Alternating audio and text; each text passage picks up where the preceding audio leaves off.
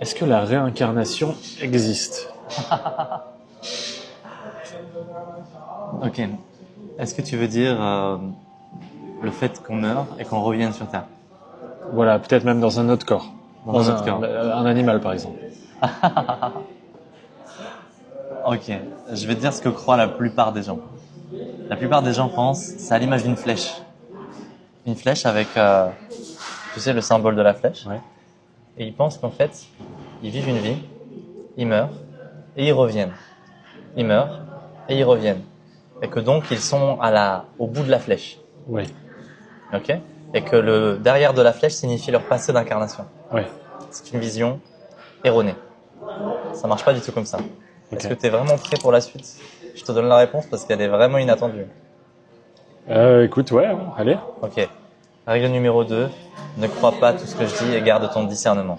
La prochaine séquence, chacun est invité à aller en lui-même pour demander la révélation. Ok? Ok. En fait, ça marche pas du tout comme ça.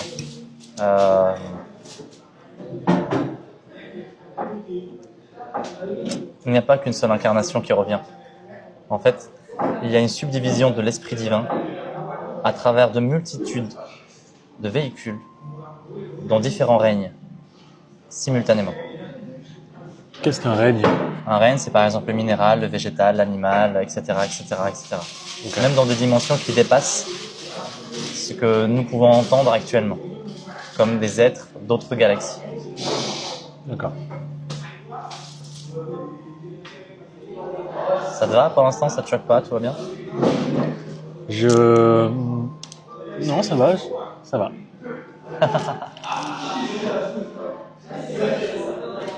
Qu'est-ce que ça signifie? Ça veut dire que l'esprit divin d'une personne est connecté à un fractal multidimensionnel d'incarnation. Un fractal, tu sais c'est quoi? Un motif répété à l'infini? C'est ça. C'est un schéma qui se répète. Donc un fractal multidimensionnel d'incarnation, avec lequel il est en interaction constante.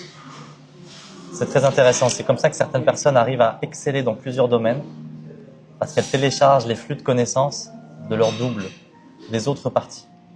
Mais c'est aussi pour ça que certaines personnes sont extrêmement tirées vers le bas, parce que certaines parts incarnées ont un chemin extrêmement toxique.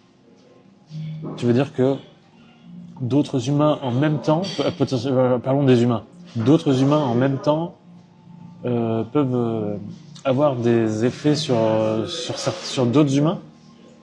Oui, de manière multidimensionnelle. C'est pas d'autres humains en tant que d'autres variables.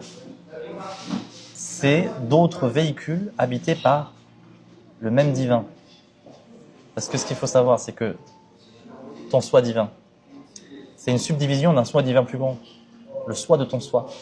Et le soi de ton soi est subdivisé en de multiples autres variations. C'est comme une galaxie avec... Avec plusieurs soleils. D'accord. Et tu remontes le filon. D'accord. Et du coup, toutes les parts incarnées du plan multidimensionnel donnent l'information de leur existence au soi du soi. Et par le soi du soi, tu as accès à la connaissance positive de l'intégralité des parts incarnées. C'est à la fois magnifique et à la fois extrêmement toxique.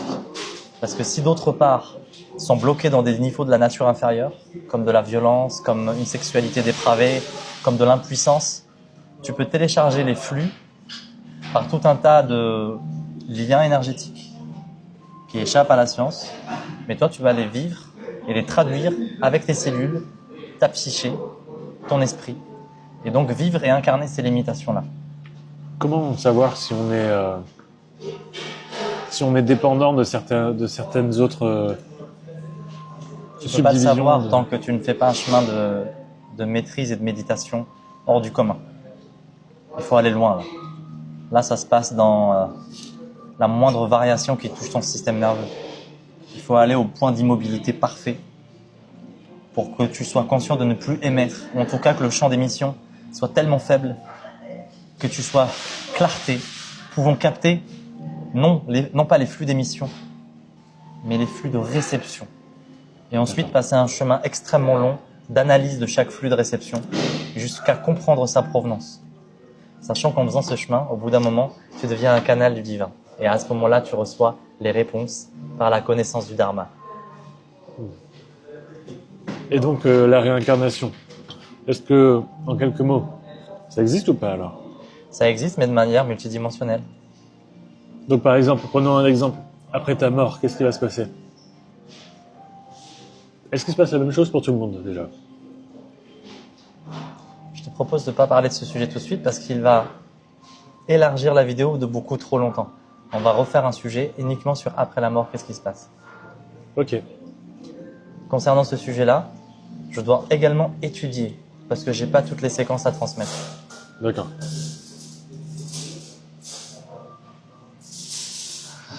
Fin de transmission. Fin de transmission.